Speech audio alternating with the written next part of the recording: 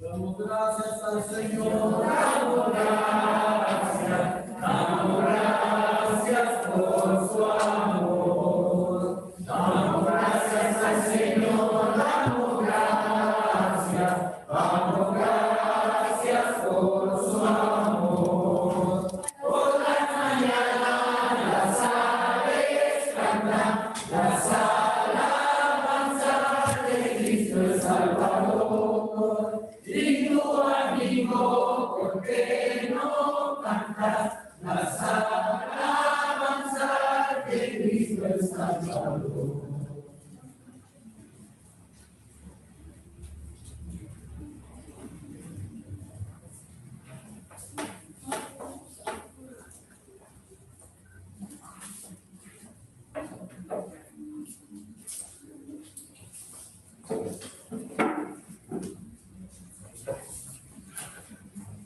Vámonos de pie, hermanos.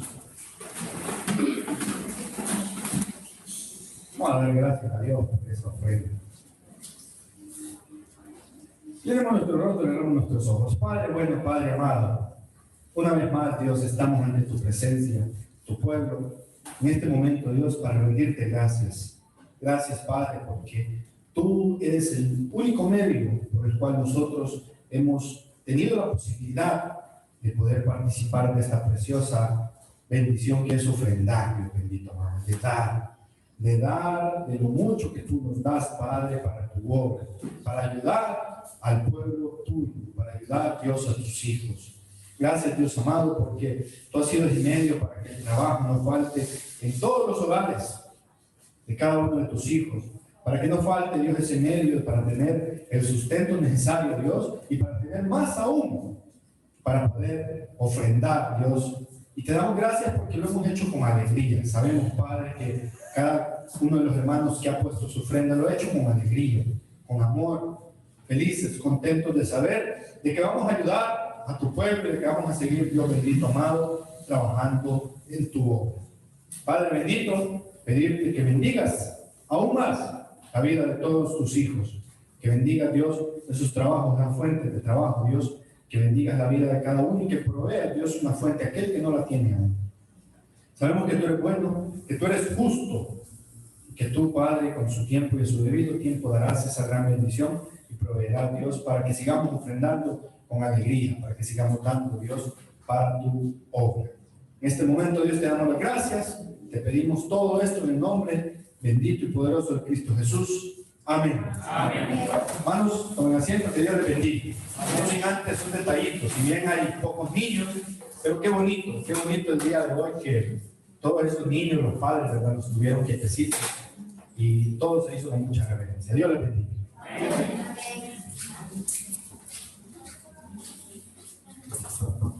Dios pueda bendecir la vida de cada uno de los hermanos que han participado. Seguidamente, hermanos, vamos con un acto muy importante también, hermanos, que es recibir la palabra de nuestro Señor Jesucristo. Y que Dios nos pueda abrir nuestra mente, nuestro corazón, para que podamos siempre meditar esa palabra que nos trae el hermano José Quirós. Y antes de que pase nuestro hermano José Quirós, va a pasar nuestro hermano Jorge Luis Flores por la oración por el predicador.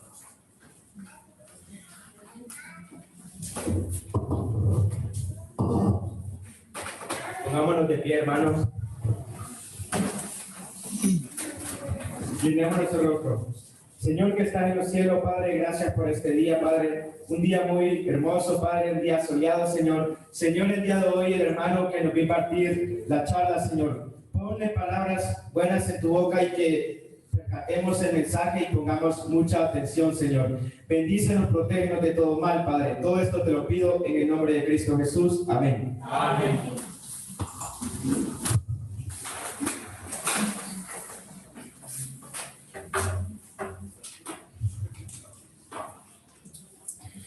Bien, hermanos, que el Señor les esté bendiciendo grandemente nuevamente. Vamos a pasar al mensaje de esta mañana y lleva por título Conquistando o muriendo en la promesa de Dios. Así lleva por título, Conquistando o muriendo en la promesa de Dios. Vamos a estar leyendo el Deuteronomio capítulo 1, versículos 30 a 35.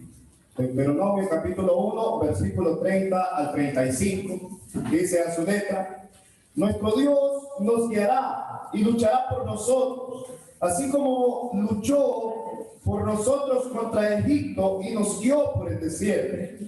Él nos ha traído hasta aquí como si nos llevara en brazos, y hasta ahora nada nos ha pasado. Ha sido un padre para nosotros. A pesar de todo eso, ustedes no han querido confiar en Él.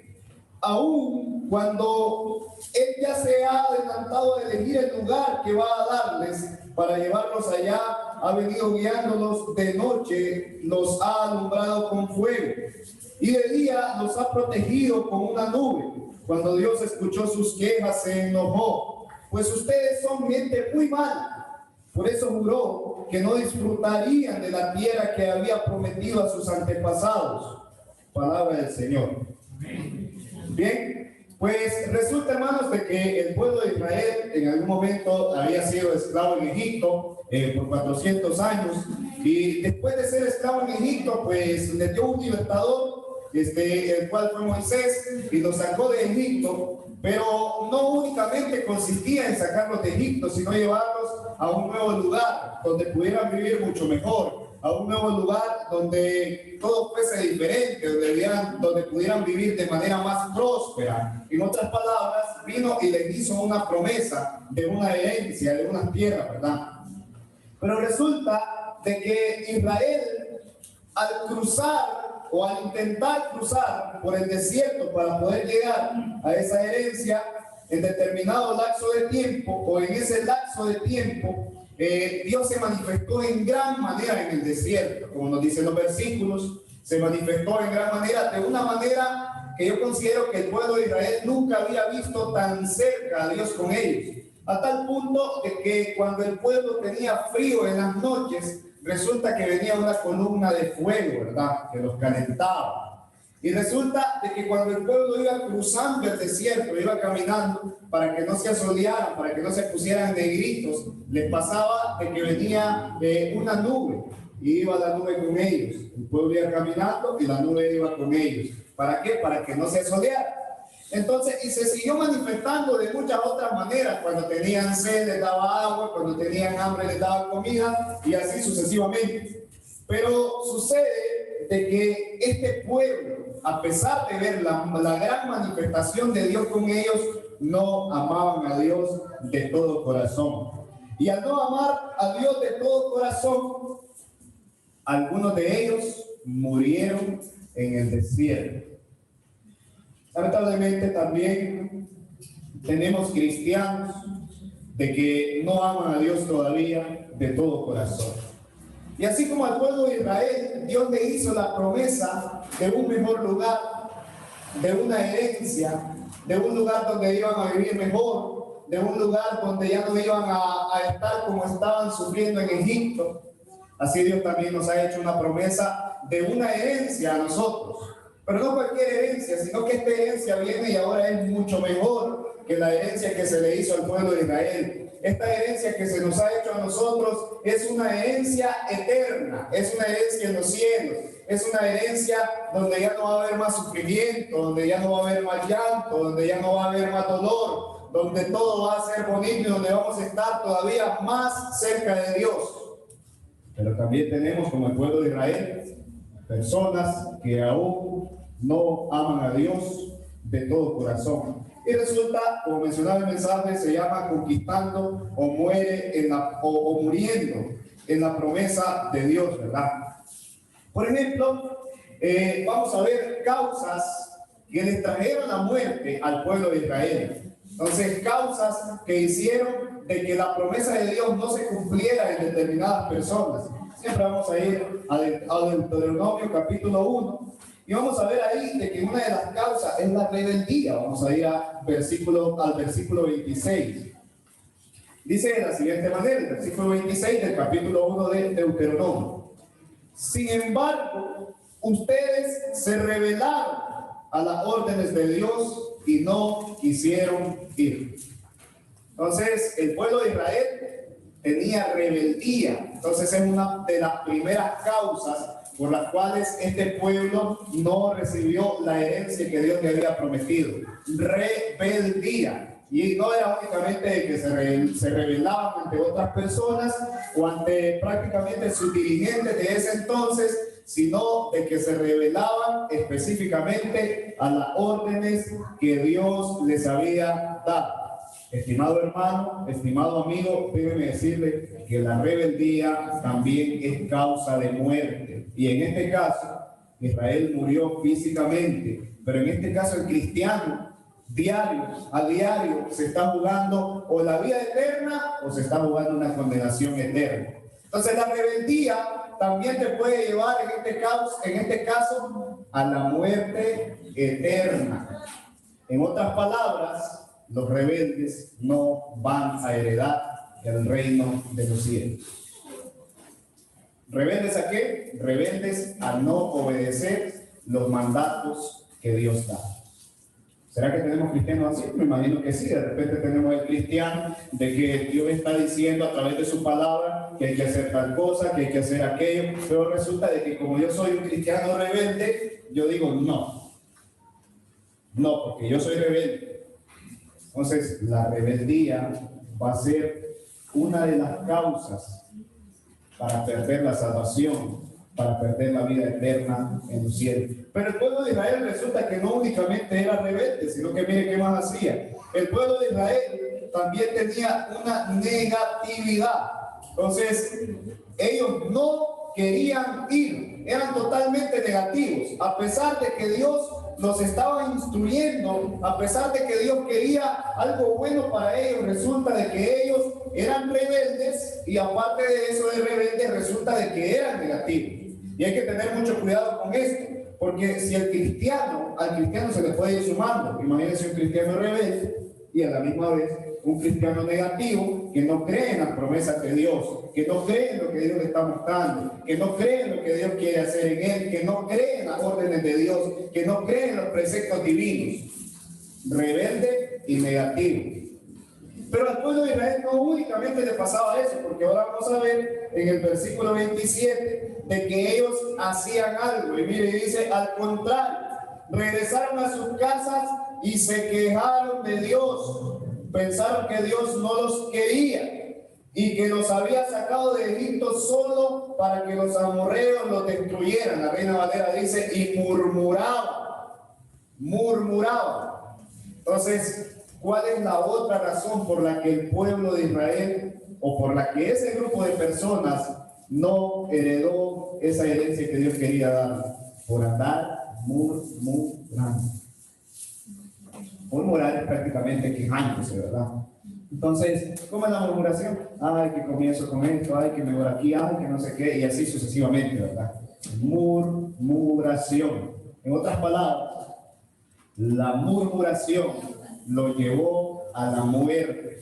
En otras palabras, la murmuración sumó también para que ellos no heredaran lo que Dios quería dar. ¿Pasa también en el cristiano de hoy en día? Posiblemente sí, pero en otras iglesias aquí no pasa nada de eso. Entonces, cristianos que murmuran por todo, que se quejan por todo, ay que no sé qué, ay que aquí, ay que allá, ay Diosito, ay que no sé cuánto, y así sucesivamente.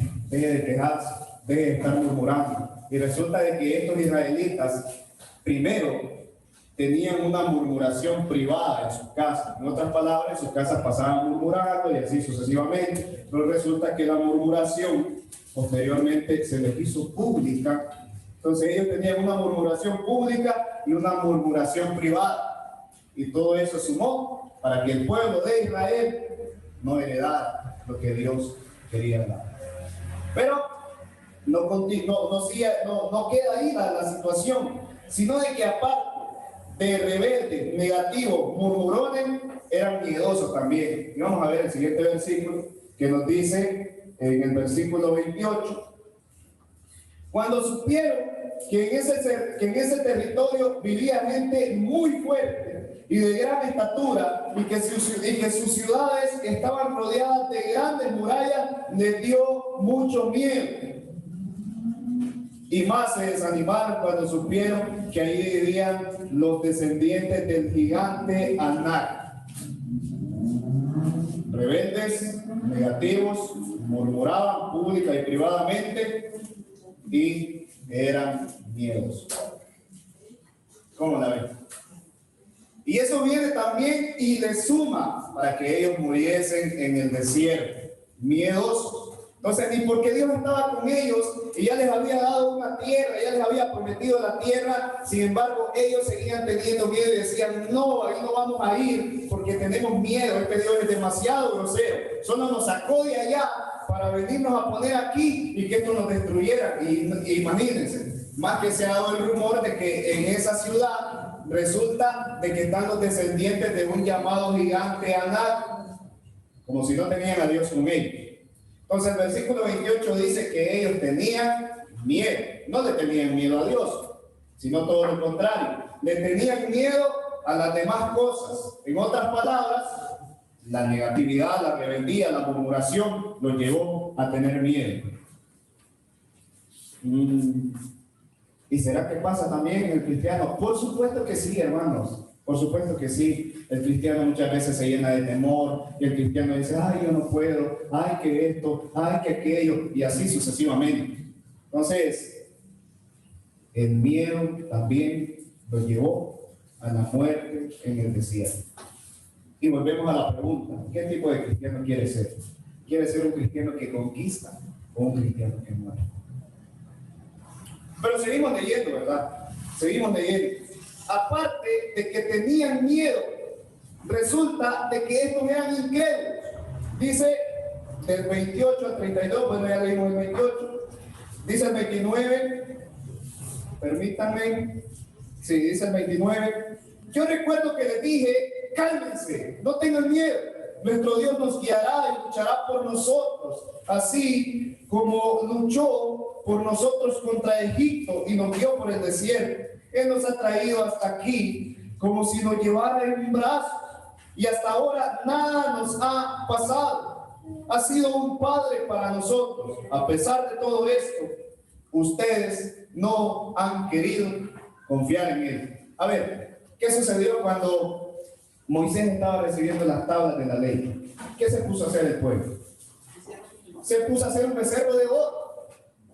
¿Por qué? Dijeron, bueno, este Moisés ya no va a regresar, así que nos vamos a hacer un becerro de oro. No confiaban en Dios, eran idólatras, preferían adorar a otros dioses que adorar al Dios que el mismo escritor dice, Dios nos ha traído así, miren, no les ha pasado nada a nadie le ha pasado nada. Los ha traído así, como niños pequeños en brazos, los ha cuidado como un padre. A eso se ha dedicado Dios. Mas, sin embargo, resulta de que este pueblo era idólatra.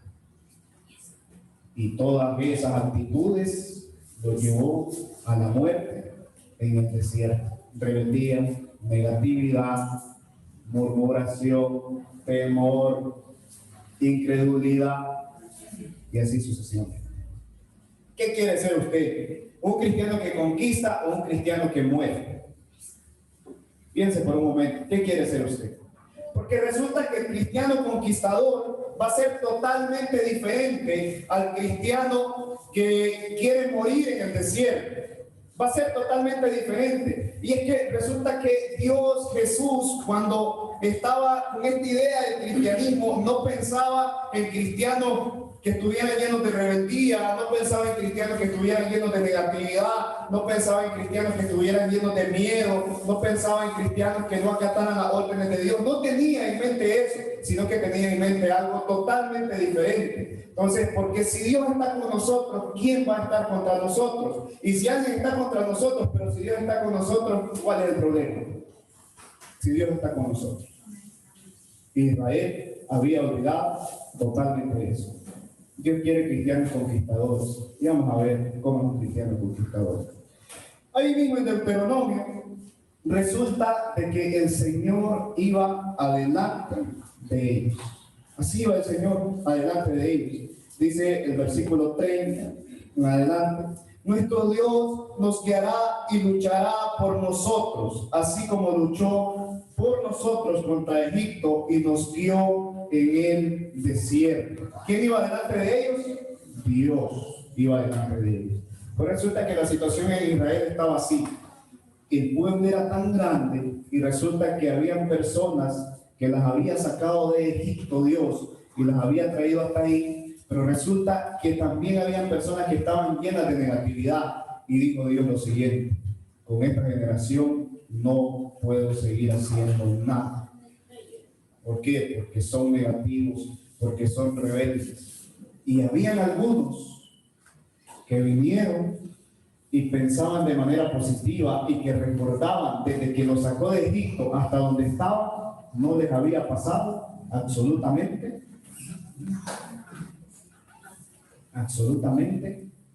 nada, hermanos. ¿Por qué? Porque Dios iba delante de ellos.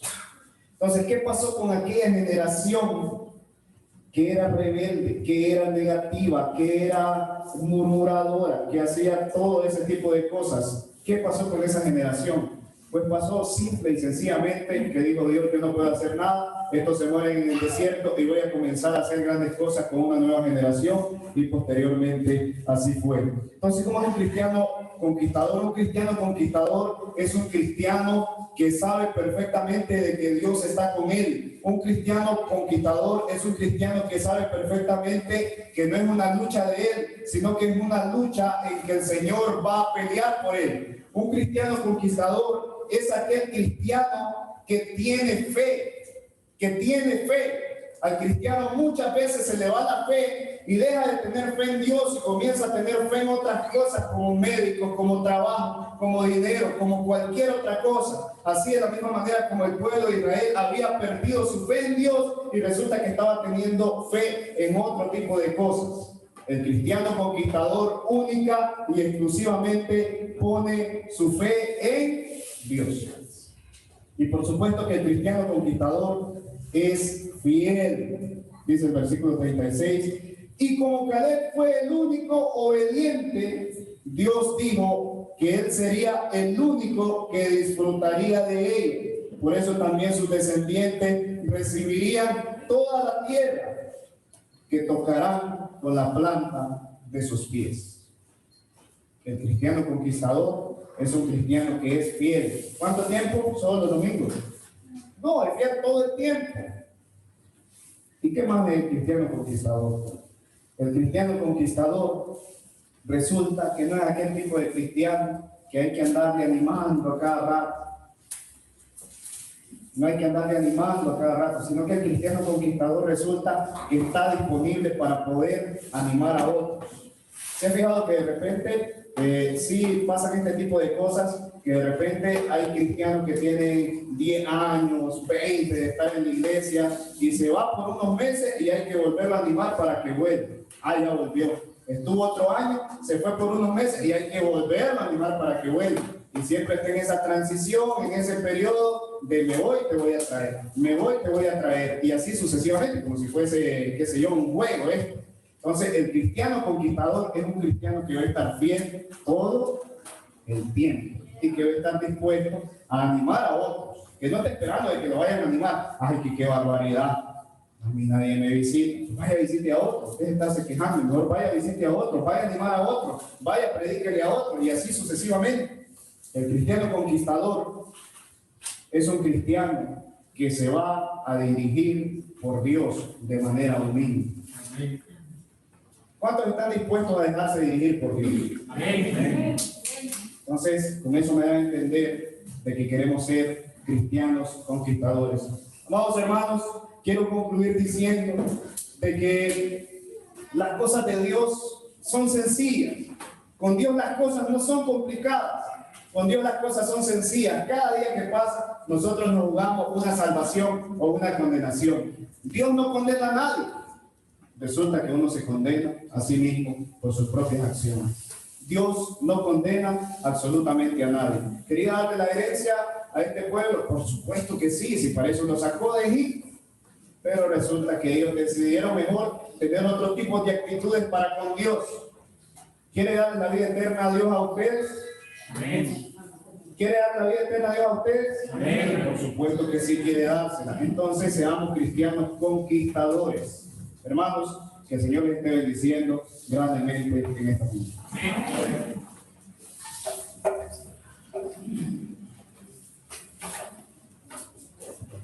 Dios pueda bendecir la vida de nuestro hermano Quiroz. ¿Cuántos queremos conquistar almas para Cristo, hermano? Amén. ¿Cuántos queremos conquistar almas para Cristo? Amén. Tenemos que ponernos las pilas, hermano. Trabajar para Cristo, porque esa es nuestra obra, trabajar, porque Dios siempre nos bendice. Vamos a darle la bienvenida a la visita, hermano. Nuestra hermana Filomena Melgar puede ponerse de pie, hermana, y le damos la bienvenida a nuestra hermana Filomena Melgar.